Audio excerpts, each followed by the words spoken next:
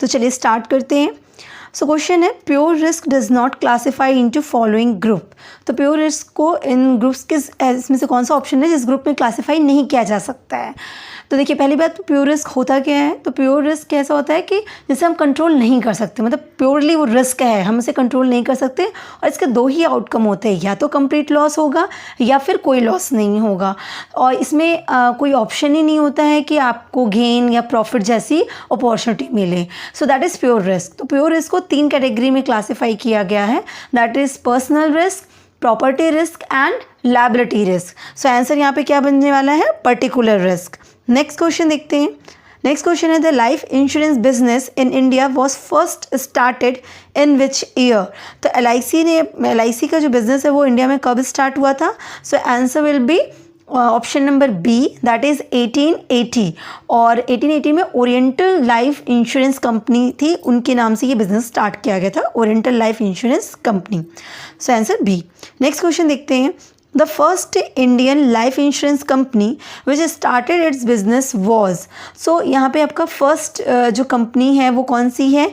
तो Bombay mutual life assurance society, empire of India life assurance company, और या फिर आपका एल्बर्ट लाइफ एश्योरेंस या रॉयल इंश्योरेंस। सो यहाँ पे आंसर होगा option number A, that is Bombay mutual life assurance society.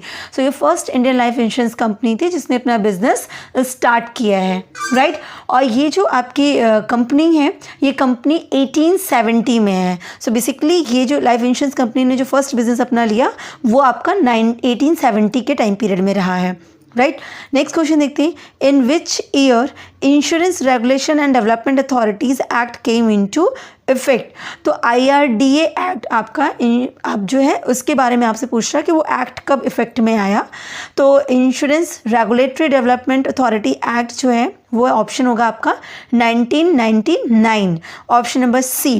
देखिए 1938 में इंश्योरेंस एक्ट आया था, तो इंश्योरेंस एक्ट अलग है और IRDA एक्ट के बाद अमेंडमेंट होने के बाद अलग बात हो गई। तो पहले वो इंश्योरेंस एक्ट था जो कि 1938 था, और ये जो आपसे पूछा जा रहा है दैट इज़ IRDA एक्ट, तो ये होगा आपका 1999 में।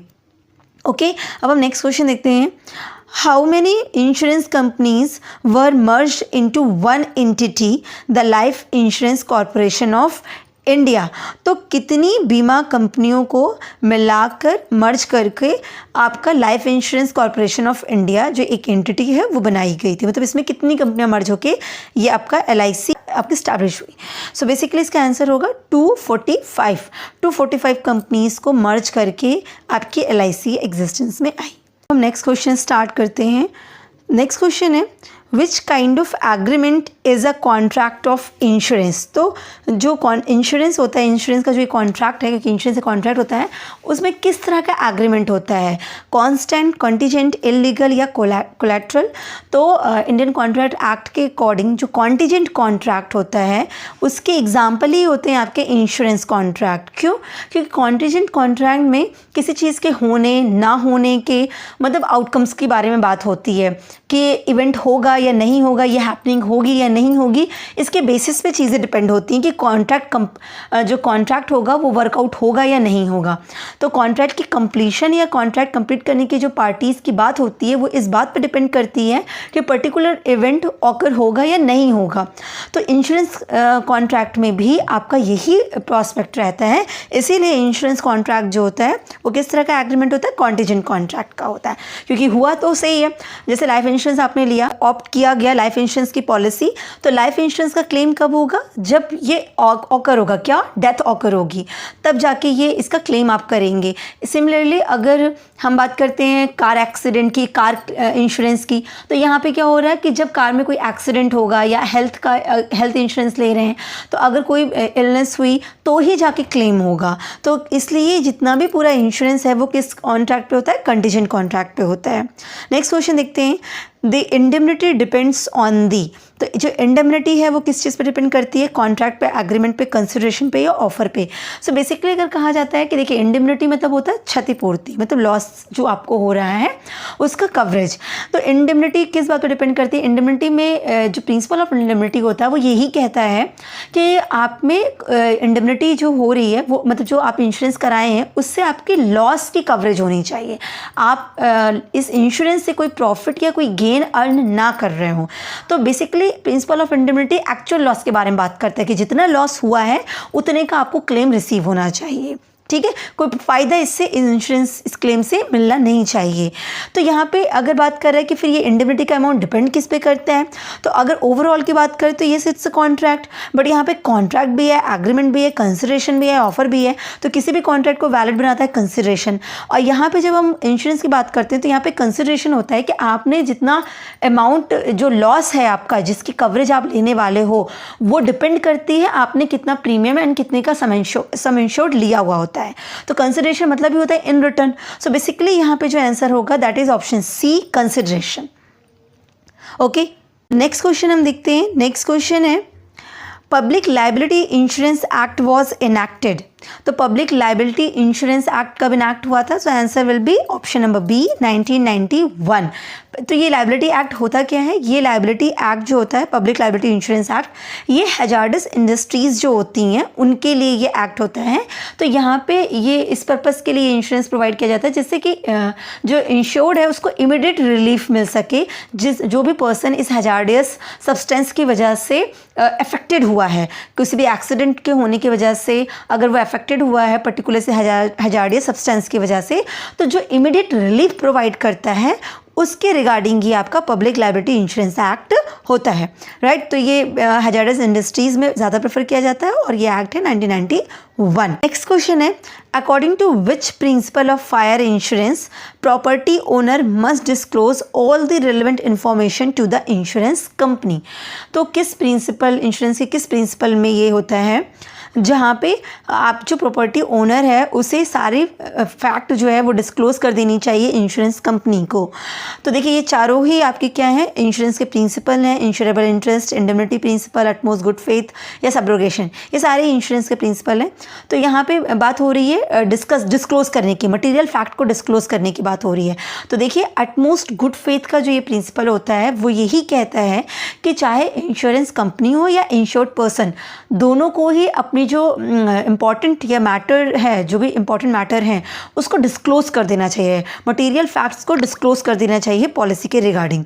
तो इसीलिए यहाँ पे जो आंसर होगा वो होगा option number C, utmost good faith. But यहाँ पे इंश्योरेबल इंटरेस्ट या इंडेमनिटी या सब्रोगेशन का प्रिंसिपल क्या होता है, इन शॉर्ट हम समझ लेते हैं। सो इंश्योरेबल इंटरेस्ट क्या कहते हैं आपसे? इंश्योरेबल इंटरेस्ट कहता है कि जो लोग भी इंश्योरेंस ले रहे हैं उनका कोई ना कोई इंटरेस्ट होना चाहिए, है ना, फाइनेंशियल गेन होना चाहिए या फाइनेंशियल प्रॉफिट होना चाहिए, किसी रिलेशन के रिगार्डिंग होना चाहिए, मतलब उनका कोई इंश्योरेबल इंटरेस्ट होना चाहिए। अगर फायर इंश्योरेंस की बात करें तो वहाँ पे फाइनेंशियल गेन या फाइनेंशियल लॉस के रिगार्डिंग होना चाहिए, जबकि लाइफ इंश्योरेंस में क्या हो जाता है, ये इंश्योरेबल जो इंटरेस्ट होता है वो रिलेशंस के रिगार्डिंग हो जाता है ना। तो मतलब कोई ना कोई इंश्योरेबल इंटरेस्ट होना चाहिए। ऐसा नहीं कि आप इंश्योरेंस करा रहे हैं और आप उस सब्जेक्ट मैटर से रिलेटेड ही नहीं, जिस सब्जेक्ट के लिए आप इंश्योरेंस ले रहे हैं उस सब्जेक्ट से आपका कोई रिलेशन ही नहीं, कोई इंटरेस्ट नहीं, कोई हित ही नहीं है, तो इस केस में उसे हम फ्रॉडलेंट मान लेते हैं। तो इसीलिए इंश्योरेबल जिस चीज़ का आप इंश्योरेंस कराने जा रहे हैं उसके रिगार्डिंग इंटरेस्ट का एग्जिस्ट करना बहुत इंपॉर्टेंट होता है, राइट, तभी आपका इंश्योरेंस वैलिड होता है। नेक्स्ट प्रिंसिपल जो इंडेमनिटी का है वो ये कहता है कि अगर आप इंश्योरेंस करा रहे हैं और इसका क्लेम की बात आती है तो आपको आपकी जो लॉस है उसकी कवरेज इंश्योरेंस देगा, ना कि इससे हम कुछ प्रॉफिट या गेन अर्न करेंगे तो उस चीज़ के रिगार्डिंग। तो इंडेमनिटी कहता है कि आपके लॉस को कवर किया जाए ना, क्षतिपूर्ति के लिए होता है, ठीक है। सिमिलरली अटमोस्ट गुड फेथ हमने क्लियर ही कर लिया। और सब्रोगेशन का प्रिंसिपल होता है, तो देखिए सब्रोगेशन के प्रिंसिपल में ऐसे समझिए इसको कि अगर आपने इंश्योरेंस कराया और इंश्योरेंस आपने ये लिया कि अगर मुझे कोई लॉस किसी थर्ड पार्टी की वजह से होता है तो मुझे उसका क्लेम मिल जाए, राइट। तो अब यहाँ पे क्या हो गया, इंश्योरेंस कंपनी अगर किसी थर्ड पार्टी की वजह से आपको लॉस हुआ है तो आपको रिकवरी तो वो दे देगी, लेकिन साथ ही में वो क्या करेगी, उस थर्ड पार्टीज़ को स्यू करके, उस पर केस करके उससे लॉस के अमाउंट को रिकवर करेगी। लाइक मान लीजिए कार इंश्योरेंस है और उसमें आपने इंश्योरेंस जो रहा उसमें सब्रोगेशन प्रिंसिपल अप्लाइड है, तो उसके अकॉर्डिंग होता क्या है कि मान लीजिए आप कार का जो एक्सीडेंट होता है वो इस वजह से हुआ क्योंकि किसी ने रूट ड्राइविंग करी, ठीक है। तो इन दैट सिनेरियो क्या हो गया, कंपनी आपको क्लेम तो दे देगी लेकिन किसी की गलती की वजह से ये एक्सीडेंट हुआ जो कि थर्ड पार्टी था, तो उस केस में सब्रोगेशन प्रिंसिपल के अंडर रहते हुए वो उस थर्ड पार्टी को क्लेम करेगी, शू करेगी और उससे अमाउंट की रिकवरी करेगी। तो ट्रांसफ़र ऑफ राइट यहाँ पे आ जाता है, that is subrogation principle. A life insurance contract provides, life insurance contract क्या प्रोवाइड करता है, legal security, emotional security, physical security या economic security. So answer will be option number D, economic security. क्योंकि लाइफ इंश्योरेंस में क्या होता है, किसी के डेथ के रिगार्डिंग हम इंश्योरेंस करा रहे हैं, किसी के लाइफ को इंश्योर करा रहे हैं हम। तो यहाँ पे अगर किसी की डेथ होती है तो हम उसको कंपनसेट किस फॉर्म में कर रहे हैं, मनी के फॉर्म में कर रहे हैं। उस पर्सन से होने वाले लॉस को हम कभी भी कंपनसेट नहीं कर सकते क्योंकि एक रिलेशन है ना। तो हम क्या इकोनॉमिक सिक्योरिटी लेते हैं कि अगर वो गया उससे जो भी मनी आती है जिससे भी फैमिलीज अच्छे से चल सकती है उसको सिक्योर करते हैं हम। तो यहाँ पे आंसर होगा इकोनॉमिक सिक्योरिटी।